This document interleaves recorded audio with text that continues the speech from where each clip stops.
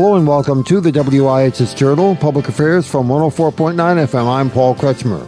On today's broadcast, I'll be speaking with Marc Fitch from the Yankee Institute about the situation with tolls and related matters before the General Assembly regular session in February 2020. Well, the toll thing that's difficult to predict. Now, the Democrats are holding caucus meetings tomorrow morning, presumably on the toll issue, because that's the only real issue that is being debated. A special session in January would supposedly be for two things. One, to pass a bonding package so that towns can get their town aid road grants, which they need for helping to repair roads and plow, snow and all that kind of stuff. And presumably a transportation package, a plan or something like that. There's, Ned Lamont's pushing his new plan of now only tolling trucks. And so Democrats are going to be caucusing about that issue. I mean, nobody's really debating that we have to, bond so that towns can have, road money. So that is the issue that is, on the plate for January. And whether or not it will actually happen, I mean, that's a toss-up, because as we've seen in the past, the governor rolls out with a toll plan, and then, within days it changes, and then there's outcry, and there's pushback, and there's all this different kind of stuff. So, and frankly, legislative leaders and governors for the past 3 years have been saying they're going to pass a tolling package, and it hasn't happened. So, it's really hard to say at this point whether or not they'll get it done. I remember as long as a year to a year and a half ago, the Speaker of the Connecticut House of Representatives, Mr. Arasimowicz, saying, oh, yes, we'll definitely vote on this, and then it didn't happen, and then the whole net regular session came and went in 2019, and it still didn't come. Exactly. And so, I mean, despite the best predictions of the people literally in charge, it hasn't happened, so it's hard to say whether or not it's going to happen this time. It's 2020 now. It's an election year. The tolls issue has been used to hammer Democrats by, everybody. And so I think they're a little skittish about doing it, even though it's only for trucks. And even though everybody knows that it's probably not going to stay only for trucks, this is the position they find themselves in. And there was a little dust up about tolls over the weekend. Some emails were uncovered by, myself at Yankee Institute and Kevin Rennie, who, is a Hartford Current columnist and a blogger, showing that, this pro-tolls group down in Fairfield County was sending out notices to their people saying, we're in contact with the governor's office, and he's going to have this public meeting on Tuesday, and we're trying to keep this secret so toll opponents don't show up.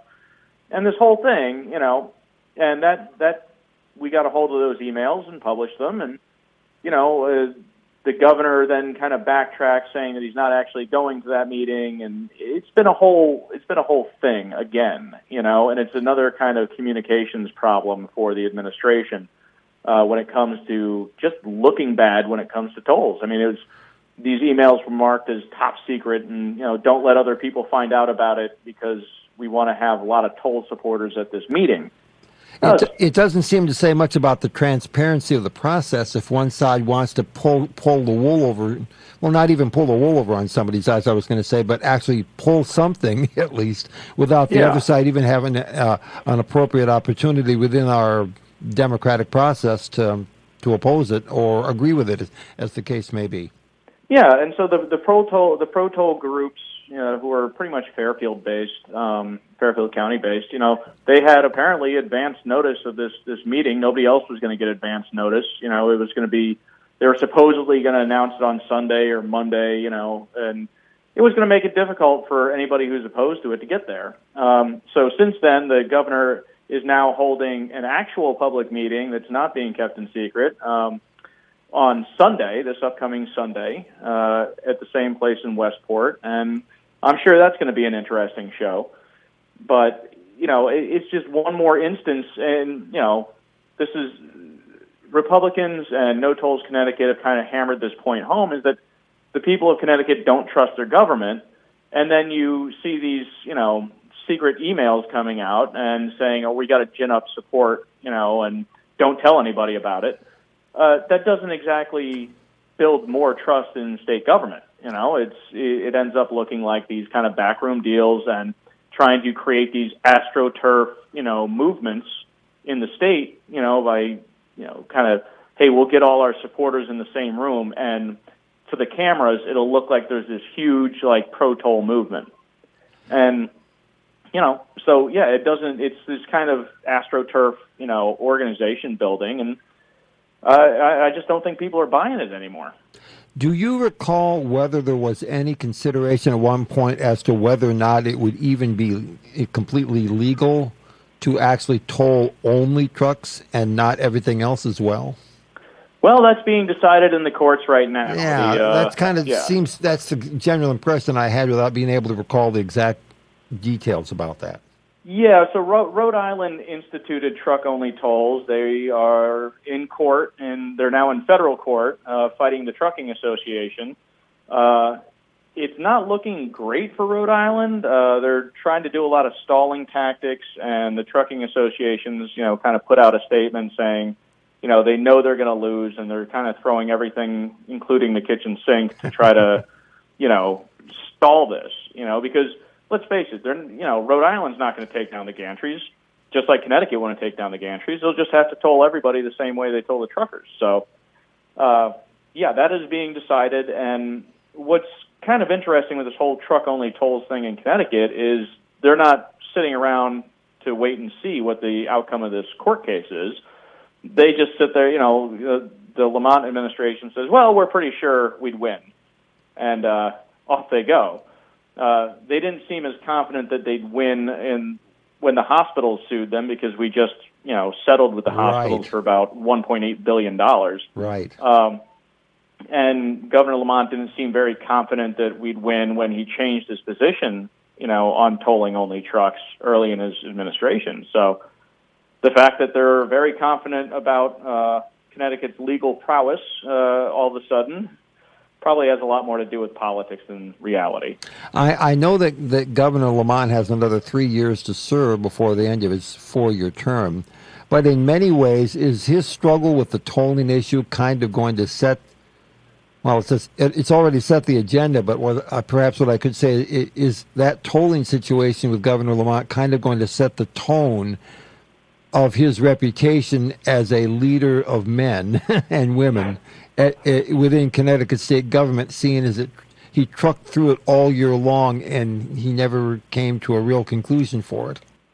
Yeah, I think at this point he's just desperate to get anything out of it, because he's expended all his political capital in his first year. Yeah. And now we're going into an election season when you don't know what the legislature is going to look like.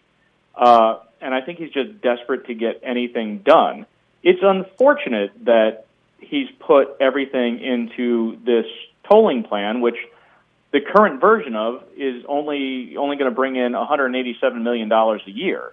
That's not even 1% of the state budget. Yeah. So it's a lot of energy and a lot of political capital spent to try to bring in less than 1% of the state budget, and it's kind of unfortunate because maybe that money could be found elsewhere. Maybe certain cuts could be made. How hard is it to get rid of 1%? It shouldn't be that difficult. Lot of effort for very small payoff. Yeah, it's been this huge effort. I mean, millions of dollars have been spent pushing tolls, and it's being stopped by a ragtag group of grassroots activists, and just the general, political will of the state, and people don't feel like paying more. So, yeah, it's been a lot of energy for very, very little, and it's really odd that he continues to cling to it when other things could be getting done. Maybe he could become that leader, if he just kind of put this to rest already and tried to find something different to do. In a way, it's almost like like a smaller state version issue of what's going on in D.C. right now, where you have one party dead set to get the leader of the other party, and then here in Connecticut you've got one party dead set to get tolls, while the other party's dead set against holding them back or stopping them altogether for as long as possible. And in the meantime, a lot of other stuff doesn't get done because that one issue seems to dominate everyone's attention. Now, I've been in the position of watching CTN lately and seeing a lot of the task forces that meet between sessions, and the tone of those seems very positive. We're working on this. We're doing research. We think we've got some good ideas. And what I'm left wondering at the end of such a session watching is how much of that is actually going to get on the floor of the General Assembly, since it's a short session beginning in February, and this other big elephant in the room still isn't resolved. Yeah, and that's the thing. A lot of these commissions and these panels and things, they come out with recommendations. Whether or not you can actually get it done during the legislative session is a big question. And the Democrats had 5 major things that they wanted to get done last year. They got 2 of them done, and that's with controlling by massive majorities the House and Senate and having the governor's office. Yeah. So and they have a budget to fix too, because we're a little out of whack right now. So the budget is almost kind of an ongoing item that never needs to be taken off the agenda, because what do they say? There are a couple things. It's always in deficit. Yeah, well, Ben Franklin said, death and taxes, and in the Connecticut General Assembly, it's always budget balanced or unbalanced. Now, what do we do about it? It's always deficit and taxes. Exactly. Instead of death and taxes, deficit and taxes. Yeah. Yeah. As far as the budget itself is concerned, do you think they're going to be seriously in the hole when that session begins, so that they'll have to patch up something quickly, or do they have a little bit of time to argue with each other before they tackle it? Well, I mean, they're talking about a $28 million deficit. It's not huge by state standards, so I'm sure they can probably patch that up pretty quick somewhere. It's probably most of that is the loss from the ill-fated plastic bag tax, but. The people who've commented publicly on that issue, Mark, have tried to portray the thing as, no, we weren't really expecting to get much money out of this, but it was intended to be a penalty so that people who are not quite as cooperative as they ought to be will feel the sting somehow. And then at the end of all that, then there's this surprise that instead of getting, what was it, $27 million or something like that during the first little while, they're estimating now that they'll get maybe $7 million at most out of that thing. Exactly, and this is it's just running a little cover. It's like, oh well, we really, our intention was that nobody used plastic bags. Well, you could have just banned them. So instead, you made it a budget item, and the $28 million that they estimated, that was the lowered number. They knew that less people would use the bag, so they accounted for that. I don't think what they accounted for was just the overall irritation of the general public and just eschewing the idea altogether. And of course, the major grocery retail stores just saying, all right, well, we just won't have plastic bags at all, so we don't have to worry about it. Do you think that some of the reaction that came about it, as you described it, was just a plain example of, from the voters' perspective, we haven't been able to do this, we haven't been able to do that, we haven't been able to stop this, we haven't been able to stop that. Aha, once, here's something that we can actually get our teeth into, and we'll show those guys in Hartford that they can't mess around with us, because from time to time when an issue like this comes, we can actually answer back, and it will actually have a measurable impact. I do. I actually totally agree with that. Once again, my guest has been Marc Fitch from the Yankee Institute for Public Policy. For further information, call us at 860-346-1049. The opinions expressed are those of the participants, not necessarily those of the staff or management of the station. I'm Paul Kretschmer on the WIHS Journal, Public Affairs from WIHS, Middletown.